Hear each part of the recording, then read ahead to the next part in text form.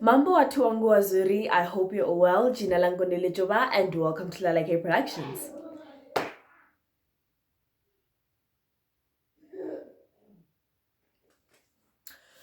So guys, today we're going to be talking about how it is, how do I say this? We're going to be talking about how it is being saved at 15 or saved as a teenager and all of that, following Christ as a teenager basically. So, as of those who don't know, I got saved at the age of 15, which was last year. And because it was locked down most of the time, it was me and Jesus doing the things, doing our own thing, no problems with anybody's child. We were fine, we were fine. But then as the country started opening up and we meet new people and also going to school and stuff, sometimes it was just people don't take me seriously, and it's oh, my peers would be oh, okay, that's nice, they wouldn't take me serious. But at the end of the day, easy, I don't know, for for my peers, it was fine because some of them were wow, that's so inspirational, was saying and then some of them would be asking me for advice and stuff like that. So that's nice, but there are those other ones that are okay, sure, but then them, I don't mind them. They're my peers and my peers are my peers. What can you do with my peers? Nothing. It's fine. But now with adults, it's they're just well, and then sometimes you can be insecure, especially when you're in high school. You can be insecure and you sometimes want to hide it, and you wouldn't know how to interact with the group and all of that. Well, so it's you know so the book of Daniel is of a boy. Daniel was very young. He was a child. I don't know if he was a primary school child or a high school child. Obviously, there wasn't school at that time, but you get what I mean. I don't know if he was a teenager or not. So,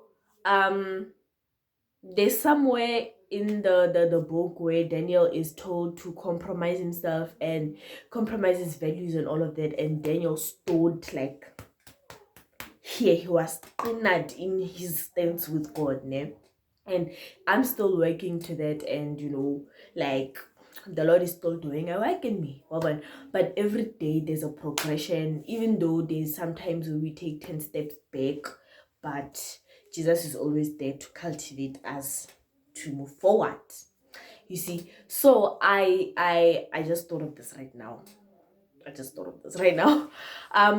Later in the year, I want to do a study on the book of Daniel for the youth who serve Christ, so that we can learn to own who we are in Christ and learn to embrace it in a way where it influences others. Because when I got saved last year, I think two of my friends joined me because they saw what God was doing in me, what God was doing for me, was what God was doing through me. So one of my friends in my transport, she's younger than me actually. She also decided to give her life to Christ, like on the influence of what God was doing through me. And also one of my very close best friends, she also as I was busy Jesusing every day, we are there, it's me and her. We were busy discussing Jesus, and then Lena, she decided to give her life to Christ. So one thing I can say is that when you are young, it's much more powerful, because also Timothy, he was a young leader in the church, he was a muruti go kerekeng.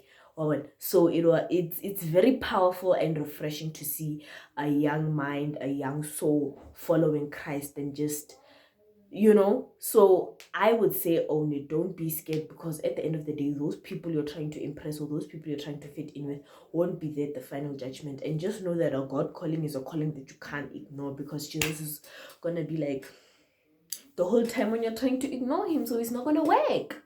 But I most definitely want to do a study on Daniel and young people in the Bible who served Christ and who showed power and stayed true to who they are in Christ. So I really, really want to do that. And if there's anybody who's young, who is saved, who's serving God, there's a comment section down below, man. Come and discuss your experiences and like how God has changed you from either the past year or the past month.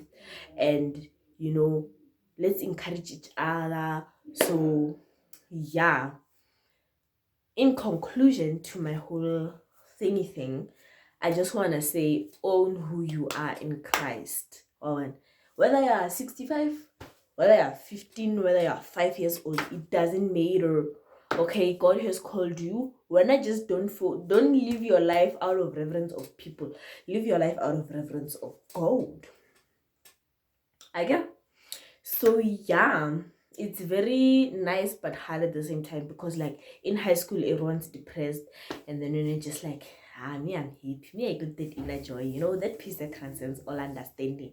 Me, I'm sharp. So because God poured into me, I will pour into you. Because like that's what I like doing. Like a lot of people in high school are depressed.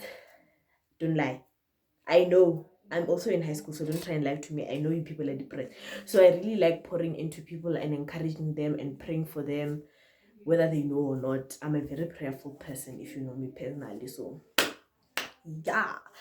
If you are young and you serve Christ, or actually whatever age, tell us your experiences with serving Christ, when you first got saved and when you were at that point there, you know what, I don't care, me, I'm serving Jesus, I'm living for the Lord. When you can think whatever you want to think, you know. So yeah, comment down below and let's have a discussion. Yana, wait to see that study on like the youth and stuff and blah blah blah, but I'll tell you when it's gonna come, so that we can be very nice and we can own who we are in Christ. So yeah, I hope you enjoyed today's video. Don't forget to like, share, comment and subscribe. Turn on your post notifications, and see you in the next video.